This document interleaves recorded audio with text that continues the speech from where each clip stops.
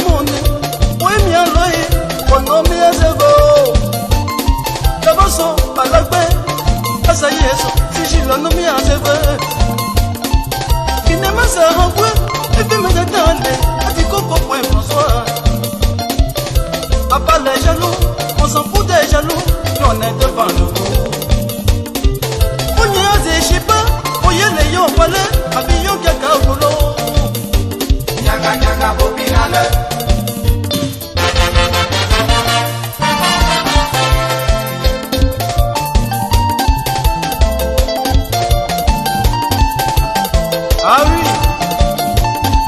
c'est lui le prophète.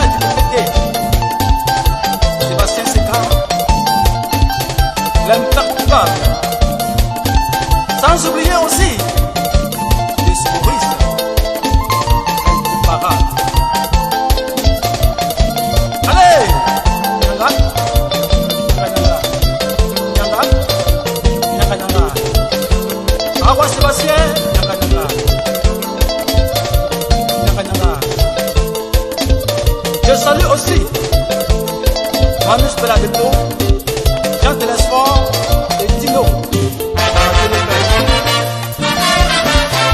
La douille est volée, quand elle est volée, amène-nous ce voyage, de ma bougie au service sans nous bien éveillés.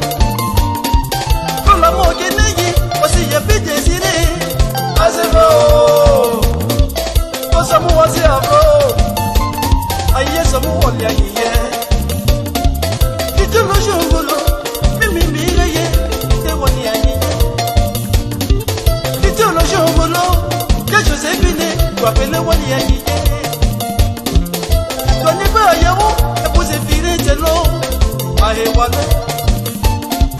Owe remi telo, owe mandele, kaye me yo. Ate go loro, ati abo elene, ate go anga leba. Je pense que les failles guerres, pas de vous. Quand il y a people, les chassis massés, pas de vous. Si voici c'est passé, en y s'en fait, pas de vous. Ne pas attaquer.